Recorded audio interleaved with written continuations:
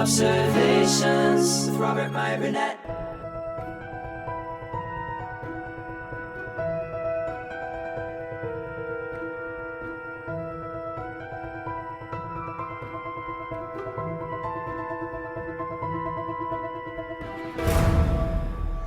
I did get a lot of positive feedback for my great enthusiasm for the Snyder Cut trailer and the fact that how I felt about it.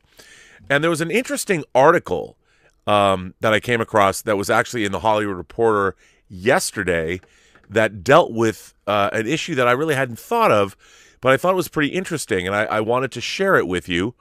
And it was written by Richard Newby, and it was in Variety yesterday at 11:30, 12 o'clock. And I thought it was interesting, and I almost missed out on this. I don't know why. I just found it today. But it's a really interesting article, The Revolution of the New Justice League Trailer. And I wanted to share it with you. It was in Hollywood Reporter by Richard Newby yesterday. Zack Snyder treats Ray Fisher's Cyborg in a way likely to resonate with fans of color, writes Richard Newby. It's not just a desire to see ourselves in costumes as heroes, but to see ourselves as heroes with respect given to the fact of how we are treated differently, even with all of our power. It's not a dream. It's not a hoax. Justice has finally been delivered. On Sunday morning, HBO Max released the full trailer for Zack Snyder's Justice League, the film that only a year ago many said didn't exist. Even I said that. And even if it did, it wouldn't be released. And now, here we are just a little over a month out from the release of the film that has been a passion project for both fans and the director himself. If there was any remaining notion among general audiences that the Snyder Cut was just the studio-butchered 2017 film with some additional scenes, the full trailer dispels all of that. What we're getting a glimpse of is something that looks and feels entirely new and continues the themes of Zack Snyder's Man of Steel and Batman v Superman: Dawn of Justice in a meaningful way. Yes, it's a superhero film, but as someone who has only grown increasingly aware of his own race in the current climate, it feels more like that. For as much criticism as Snyder has gotten for the perception of his films being dark and gritty, it has felt to me since Man of Steel that the director was building to something honest and hopeful, examining the way in which we understand our own humanity, either by giving into fear or pushing past it. I'd argue that Zack Snyder's Justice League appears to be exactly the film we need right now, as America and the world grows more divided. If Man of Steel and BVS were 9/11 and post-9/11 metaphors respectively, concerned with American xenophobia and right-wing solutions, then as evidenced by this latest trailer, Justice League is exploring our contemporary situation. We've given into fear for far too long, and as a result, we let evil into our home. So how do we correct that? How do we answer for the mistakes and inadequacies of the past while preventing the future from fulfilling all of our worst nightmares? This is where we are socially and politically, but this is also where superheroes appear to be in this film. Despite those looming questions, there's a pervasive sense of triumph throughout the new trailer. Yeah, man, because it's metal. Yes.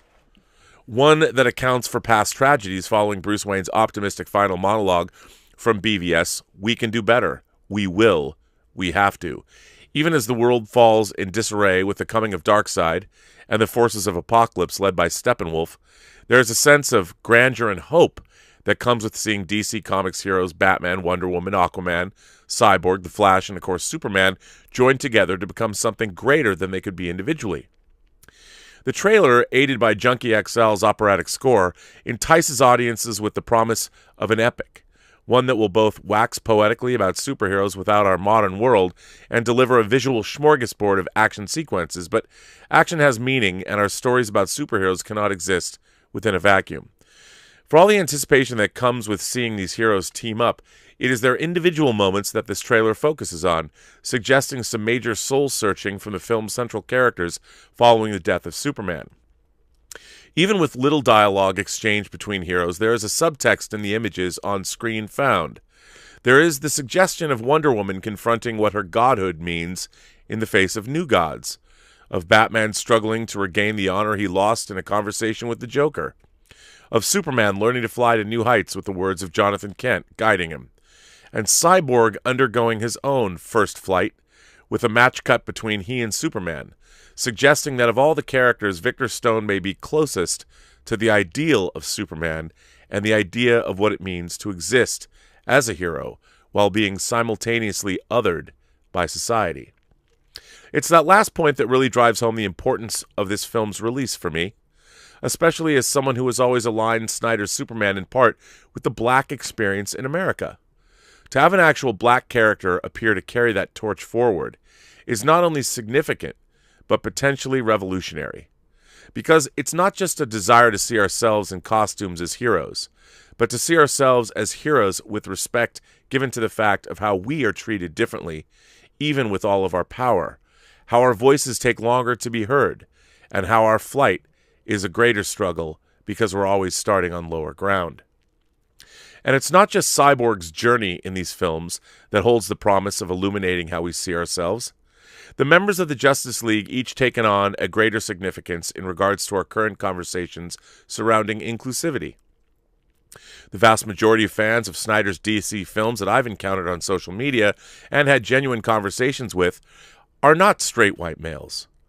When I saw the release of the Ultimate Edition of BVS, the majority of the audience was comprised of black people and women. These metrics mean something and too often go unacknowledged in favor of long-held personal biases. These are superheroes writ large within our current considerations of politics, social justice, race, and theology. It is those moments that fans of Snyder's DC films, particularly those who have been marginalized, have come to expect. It is for those moments that hashtag release the Snyder Cut ever became a thing in the first place. When you cut through all the noise and antagonism created by those so fervently against the film that they entered into the realm of fabrication and cruelty, and those so fixated upon the film's release that they've become just as cruel, no longer upholding the values of the heroes they claim to love, when you get past all of that, you have a story about incredible individuals simply trying to be better. What could be more human? What could be more optimistic?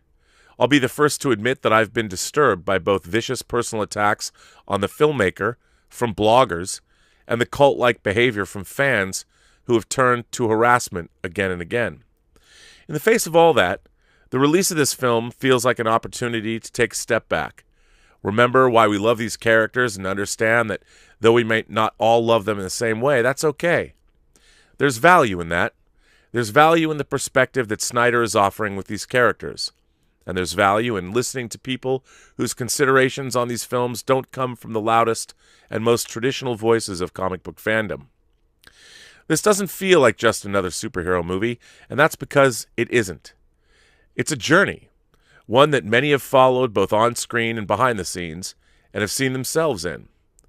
Whether Zack Snyder's Justice League marks the end of that journey or not remains to be seen, but the fact that it happened at all feels like a burst of hope in a world that could use more of it. You know, that article, he wrote that article, Mr. Newby wrote that article because of a trailer. And, you know, it never occurred to me, we tend to forget sometimes because we get so wrapped up in the things that we love, that we like, that the way we like things can be different from the way other people like things. That the way people see into things can be diametrically opposed to the way we see into things, even though we're both looking at those same things, pieces of media, movies, television, comics, video games. You know, I have usually, aside from Star Trek Discovery, a glasses half full approach to most of the things that we're getting. I was talking this morning on the John Campy show with John about I've always believed that we truly live in an age of wonder in terms of the kind of, well, whether we're getting genre films and television and a lot of the things, video games, we're living in a golden age through a lot of this stuff. Not all of it is great, but a lot of it is great. A lot more of it is great than, say, I got 30 or 40 years ago. You know, I would find one science fiction or genre-related program coming out, whether it was Automan or Manimal, you know, and I would get excited for like 10 minutes as I read in the TV guide about what was coming. I'd watch an episode, and I knew it wouldn't last, and indeed it didn't. It went away pretty quickly. Even shows I kind of like The Fantastic Journey. It never stayed on TV very long. But nowadays, I mean, when I look at things, we got For All Mankind coming on TV, which I was late to the party, but wow, do I love that show. You've got The Boys Season 3 is going to get made. You have shows like Dark and The Expanse. And you do have, whether you like the Star Trek shows or not, you do have Star Trek Discovery, Picard, Strange New Worlds, and Lower Decks. I mean, maybe we'll get a Section 31 show. Look, I'm not sticking up for Star Trek here. Don't think I am. But what I'm saying is there are people that watch Star Trek Discovery. There are pundits on YouTube that really enjoy modern Trek. People like Jesse Jenner, Katowski. They're big fans of the new shows. And while I hate them, I don't want to take away from other people's enjoyment of things. If people like things, you never know. I mean, there's a lot of things that I like that people don't necessarily like. But what I liked about this article, what I thought was really important about this article, was the idea that Zack Snyder's Justice League, if nothing else, it represents a triumph for both Zack Snyder as an artist and a filmmaker who was working within a corporate system that, well, basically destroyed him. And it's a reemergence that shows it doesn't have to be all bad, that new perspectives, such as the big bosses at AT&T and what they want from things, were different from the old regime at Warner Brothers, the Kevin Tsujihara regime that didn't necessarily want or need the same things. I mean, ultimately, I have no illusions about the fact that we work in a capitalist system. Movies and television are a product. They're widgets. They just happen to be widgets that are a great collision of art and commerce. But they are widgets. They're just things to be sold. That's why they're made, to make a profit. As much as I love movies and television, I don't have any illusions about the fact that they exist to make somebody money. And when I see something that's really great, it has meaning. And I do think that this whole Zack Snyder, the Snyder Cut, the journey that the fans went on, the journey that Zack Snyder went on, the journey that Warner Brothers went on as a publicly held company is pretty interesting, because at first you had a regime that wanted to lock up certain amounts of money, bonuses, things like that. When the AT&T merger happened and they took over, now we have Warner Media. Mr. Kilar is one of the most important people in Hollywood now, and HBO Max has become a real player. But I don't think that the Snyder Cut would have happened had Warner Brothers not have this evolutionary period in their own life. The studio becoming part of Warner Media, merging with AT&T and all the things that entails. The only reason that the Snyder Cut is available, that we're seeing it, is because of that happening. And it's kind of interesting as a corporate evolution took place. Obviously, that has a lot to do with money, and you wouldn't think that AT&T's merger with Warner Brothers as a business decision and as a business evolution would actually have led to the artistic expression of one man finally being realized. But yet that's what happened, which is pretty interesting. AT&T comes in, merges with Warner Brothers after a long time working out the kinks in the deal, and it happens. And because of that, one of the first things that they did was they decided to make the Snyder Cut. So it's a pretty interesting evolutionary example of something that can happen within a corporate system that allows. I mean, look, if they thought there was no money in it, it wouldn't happen. I have no illusions about that. But it is kind of neat. And one of the things that I love, knowing that movies are widgets and all of that, I love the fact that I'm going to get a new version of a movie. This is a unique situation in Hollywood history. It's really never happened before, not like this. And it's very interesting reading Mr. Newby's take on it, because talking about it as a person of color and talking about what seeing Cyborg take flight meant to him in this trailer was fascinating to me. That was something I never would have thought about, because what I was thinking about is how Zack Snyder is a filmmaker who he was done dirty by the studio. They lost faith in him and his vision. And it was something that was a long process, and for him, as he's already talked about in interviews, it was very painful. And yet, going through that pain, like Kirk would say, I need my pain. I don't think Zack Snyder, he had pain compounded upon pain, and he didn't need this really to happen. And all he's ever tried to do is make great movies. And whether you like Zack Snyder's work or not, you cannot deny that the man puts 110% of himself into his work. He certainly is never phoning it in. And I think that seeing that Snyder trailer, look, yesterday I was in a different mood because I was just watching the trailer because I'm like, I like his portrayal of the DC characters. They're different than Marvel. I like the operatic sort of. It's like watching the Ring of the Nibelung or something, and it is his approach is metal.